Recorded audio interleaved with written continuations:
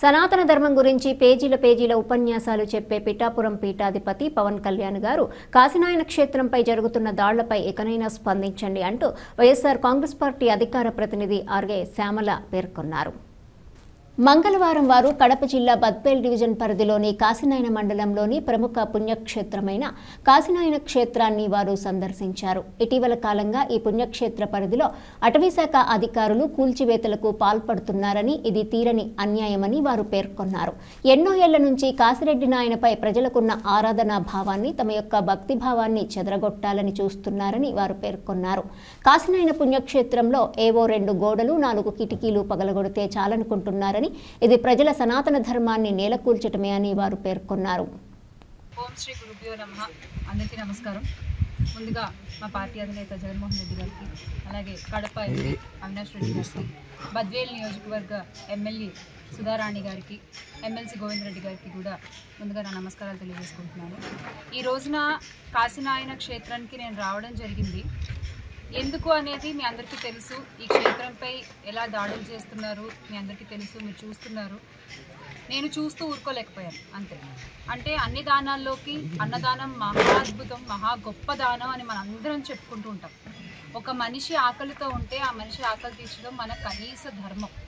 ఆ ధర్మాన్ని గుర్తెరిగి ఆ ధర్మాన్ని ప్రజల్లోకి ప్రజెంట్ అయ్యేలా చేసి అన్నదానం యొక్క గొప్పతనాన్ని ప్రతి ఒక్కరికి తెలిసేలా చేసినటువంటి కాశీనాయన క్షేత్రం పైన ఈ రోజు ఇలా దాడులు చేయడం మాత్రం తగినది కాదు అనేది నా అభిప్రాయం. ఎందుకంటే గతంలో కూడా నేతలందరూ కూడా ఈ అటవీ భూముల్ని మినహాయించాలని చెప్పి ప్రయత్నించారు, కానీ కూల్చివేతల వరకు కూడా తీసుకురాలేదు ఎప్పుడు, ఎక్కడా కూడా. ఎంపీ అవినాష్ రెడ్డి గారు కూడా, ఆయన కూడా 13 హెక్టార్ల అటవీ శాఖ భూమి నుంచి దీన్ని మినహాయించాలి అని చెప్పి ప్రత్యేక లేఖ అప్పటి అటవీ పర్యావరణ శాఖ మంత్రి భూపేంద్ర యాదవ్ గారికి రాయడం జరిగింది. సమస్యను ఢిల్లీ వరకు తీసుకెళ్ళడం జరిగింది. దానికి మినహాయింపుగా ఈ భూమి ఇచ్చినందుకు గాను దానికి 2 భూమి మేము కూడా మీకు కేటాయించగలము అని చెప్పి ఆయన దీనికోసం ఫైట్ చేయడం జరిగింది. ఎందుకు అంటే ఈ రోజున ఇది ఒక క్షేత్రం, ఏదో 4 గోడలు 2 కిటికీలు పగలగొట్టేశాము కాదు. ఇది చాలా మంది భక్తుల మనోభావాలతో కూడుకున్నటువంటి ఒక సమస్య. ఈ సమస్యని ఎంత జాగ్రత్తగా పరిష్కరించగలిగితే అంత మంచిది. ఇక్కడ నేను ఏ కులాల గురించో, మతాల గురించో, ప్రాంతాల గురించో మాట్లాడట్లేదు. ఆకలి అనేటువంటి అందరికీ సంబంధించిన ఒక అంశం గురించి మాట్లాడుతున్నాను. ఎందరో మంది నిరక్షరాస్యులకి ఇక్కడ ఆశ్రయం లభిస్తోంది, ఎంతో మంది అన్నార్థులకి ఇక్కడ అన్నం లభిస్తోంది. ఇక్కడనే కాదు, దీనికి ఈ క్షేత్రానికి అనుసంధానంగా 600 ఆశ్రమాలు నడుస్తున్నాయి. ఆ 600 ఆశ్రమాలపై ఈరోజు మీరు ఇలా దాడులు చేపడితే అక్కడ ఉన్న వాళ్ళందరూ ఏమవ్వాలి? ఆ అన్నం తినే వాళ్ళందరి పొట్టలు ఎవరు నింపుతారు? ₹1 ఆశించకుండా, ₹1 తీసుకోకుండా అన్నీ ఉచితంగా ఇక్కడ ఇస్తున్నారు, ఉచితంగా. మేబీ అదొక కారణంగా దీన్ని ఏమన్నా పడగొట్టేయాలని చూస్తున్నారా? హిందూ ధర్మాన్ని పరిరక్షిస్తాను, నేను హిందూ ధర్మ పరిరక్షకుడిని అని చెప్పుకునేటువంటి పిఠాపురం పీఠాధిపతి, మన పిఠాపురం పీఠాధిపతి ఉన్నారు కదా, ఇప్పటి ఉప ముఖ్యమంత్రి గారు, ఆయన ఎందుకు దీని గురించి మాట్లాడట్లేదు? ఇంతమంది మాట్లాడుకుంటున్న విషయం గురించి ఆయన ఎందుకు స్పందించట్లేదు? ఆయన ఆవిర్భావ దినోత్సవ వేడుకల్లో బిజీగా ఉన్నారేమో. మేబీ అది అయిన తర్వాత అయినా వచ్చి దీనికి ఏమన్నా ఒక పరిష్కారం చూపిస్తారేమో అని ఆశిస్తున్నాం. ఆయన శాఖే కదా, ఆయన కింద ఉన్నటువంటి శాఖే కదా. అధికారులు వచ్చి ఇలా పగలగొట్టేస్తే ఎక్కడికి వెళ్ళాలి ఇక్కడ ఉన్న వాళ్ళందరూ?